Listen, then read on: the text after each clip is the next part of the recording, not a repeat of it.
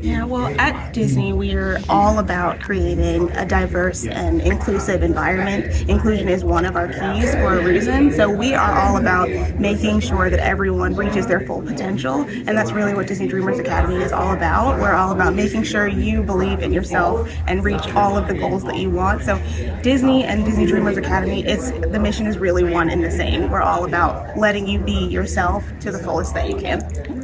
Are you having the opportunity to talk to some of the kids this week as well? I will get to talk with some of the kids. I'm very excited about it. It will be in a very informal setting, but I'm so excited to speak with all of them. Are you going to do some singing like we're hearing over here? I might not do some singing.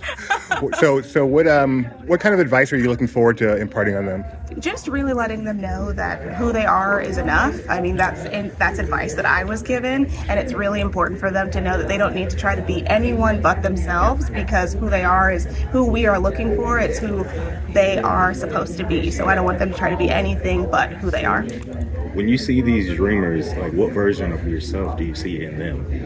I see the version of myself who was actually trying to figure out who I was. So when I first started this company, I was trying to find myself, and I was trying to become any version that I could that I thought was going to get the point across of who I thought everyone wanted me to be.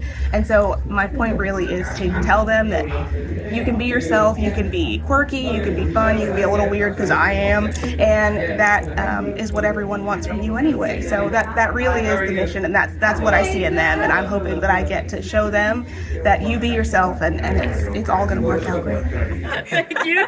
Yes, absolutely. Cool Kids Summer is a limited time experience that we have here at Walt Disney World from May 26th through September 8th, and we've got things going on at all 4 theme parks every single day. We've got some things that are exclusive to Cool Kids Summer, like Goofy Core at Epcot and Jesse's Roundup at Magic Kingdom. So it really is a very limited time experience for our theme parks, but we're so excited for the families with young ones or those that are young at heart. If you want to come down and experience Walt Disney World during the summer, it's not as busy as you might think it is, so this is actually the perfect time to come. So Cool Kids Summer is going to be great. Awesome, thank you. And moderate weather too, right? Right, the Perfect weather. Cool.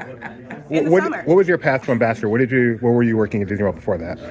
So before Ambassador, I worked in resorts, so I was a front desk leader at Coronado Springs, and I just loved it so much. Hospitality has become my passion thanks to Walt Disney World, so I really got to experience the guests and have a deeper connection with them in the resorts, and it really just showed me the path that I wanted to take with the company. So I came from resorts, but I've done a lot with this company. I worked in the parks, I was a VIP tour guide, so I've done a little bit of everything, and Disney has really helped me to discover my passions. I know there's a tendency with young people now to kind of specialize from a very early age. Do you think it's advantageous to instead kind of experience a lot of different things before you try to figure out what you want to do? I think so. I like to say that if you stick to one goal, you'll never reach your full potential. So I think, especially being here at Disney likes to tell you where you're going to end up. I think that when I joined this company, I had a goal in mind. I was planning on joining corporate tax, which is obviously not what I'm doing now. I think that Disney leads you on the path and helps you find your passion. So I think that it's very important to not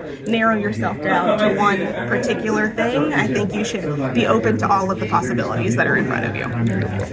How have they cultivated you in a way that's going to set you up for success in the future? That's a good question. I have encountered a lot of different people. I mean, growing up, I was already around a lot of different people. I grew up all over the world. I have 2 military parents. So I am used to being around a lot of different people, but this company in particular has taught me a lot about patience.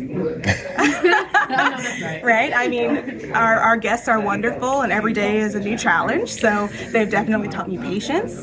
They've also taught me not to be nervous in front of people. I did grow up as an introvert. I am still very much one, but Disney has helped me find my way and be calm in situations just like this, where normally you'd see me sweating, and I mean, I'd be stumbling over my words, but Disney has really helped me to gain a sense of confidence as well. Thank you so much. And you look amazing. Thank you so much. Thank you. What tips do you have for the dreamers that have helped you in your longevity in your career? Staying around good people. Discipline and structure. discipline, structure, and having a good attitude, and being okay with correction. That's what creates some of the discipline and some of the structure. You know, you can't correct anymore, and that's the problem. But anybody that can take criticism, you only take criticism in order to be better. Because braces hurt, but they correct the smile. This may be a little related, but I know mentorship's important to you. And a lot of these kids, I mean, they have mentors in their life, DDA and otherwise, but they may not necessarily know how to best take advantage of that. What advice do you give them specifically on how to make the most of their mentors? Oh yeah, you have to take advantage of being mentored, because if anybody decide to mentor you and offer you valuable information that can last you a lifetime, take advantage of it. Because in order to have a mentor, you have to be willing to be mentored. And it's so important. Everybody that mentored me, I took it serious because that was my only way out. And if it was not for mentorship, I remember my manager at the shoe store back in the day teaching me how to articulate and approach customers and talk to people with confidence in order to make a sale. This, that, and the other, and the discipline of getting up and work. It all started from Little League football. All the way until now, that same discipline and structure applies. So it's important for anybody providing information for you to take advantage of it and make it happen for yourself. So tell us, why it's so important for you to be here to get your music?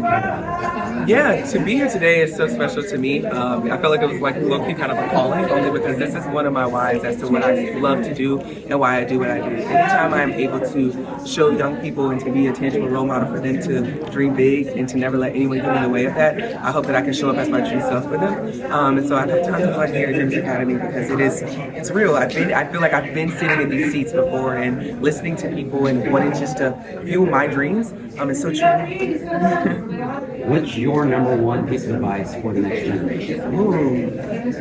My number one piece of advice to the next generation, I would have to say, and it's going to sound really crazy, but I would just say enjoy the moment. I think we skip by so many moments because we're so focused on what we want in that moment that we lose sight of the actual moment around us. And I think that is my biggest thing in life. Is like sometimes we got to enjoy the moments. The big wins, the little wins, in between is a win. So we must enjoy those because they may not come by as often as we may think, and we can't take that for granted.